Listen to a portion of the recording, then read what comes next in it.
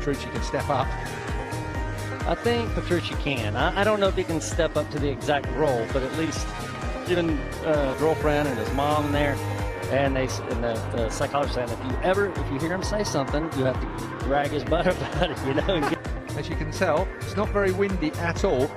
And being this is the time of the race, tyre compounds and the like are going to be very important. And this could be the quick thickness on his right hand knee pub, which is sort of a bit of rain hard, on it. And I remember here we used to actually screw it. A bit of a picture out, and again said knife through butter. Felt very smooth. I tell you what, he's getting on with this Honda a lot better than he did get on with the Ducati. I haven't seen Marquez with the thing completely out of shape, losing the front, his normal antics that he does. We haven't seen that today. Well, the fact is how tight it is among all the bikes. The electronics are all the same across the bikes now. Both the inertial platform and the ECU are spin due to a little bit of damage done to the track. With a big off by Thomas Luthi earlier on in Moto 2. Haven't heard anything about him just yet. Spelled not quite the same way, but pronounced surely in the way. Look it up. It's 500. If you fancy something, it's 520. Good job he's out there riding. You don't have to read it. 37 degrees track temperature this afternoon was. We're down to something like 20. Here's the weird thing. Joe P at boot camp. I left boot camp to catch the plane here, and he said, "Who's your money on?" And I have good stuff from these guys. He said they've got it stopping better and it's faster at the top end. I mean, those are two things that if you can combine that little gem. Irene dumped the KTM in the dirt. Fastest ever lap round here is Zarco, as we saw, the stick better. I spoke with Tim Walpole earlier on, the PR for Michelin, and he said, why do we waste our time in the afternoon? Yeah, we just waste tyres on a hot track, if not longer, to try and get this kind of qualifying session sorted. But it means now that free practice is to qualify for qualifying. Here's one of our new graphics. I want to.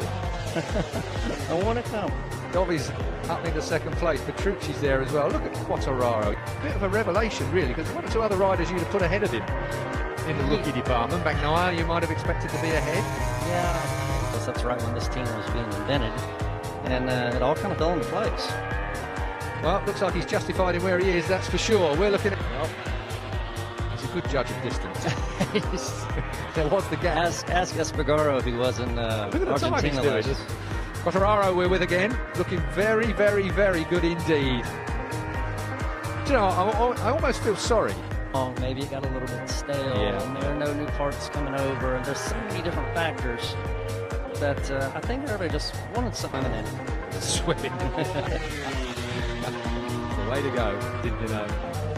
Here comes Marquez again, 54 at the same time. Petrucci, for a big old super stock rider, he has lost a lot of weight. He's got himself in a proper break at one time, and it would have been probably 98 or 99 on that RC45. Could never get the ratio right, pressure right. Got to be 15-20% or something like that, and then you've got sort of, I don't know, 5-10% on the rear brake with a... Not much. It's knowing what pressure to push with your thumb to get what you used to have with your foot. It's just tough. But you go back to McDoon, who was probably the first quick bloke that used your whole life. You've been riding with the foot, the pressure. The problem with the rear brake on the right-hand side, it is so difficult to hit the rear. Don't get in that bad habit of only using the rear brake on left-handers. Use it in both corners. Joe Roberts had that. I went and looked at his data last year. Back brake as well is to get on it. I remember Joe Amir, we used to comment how much he used the rear brake into a corner. Yeah. Massively. It was all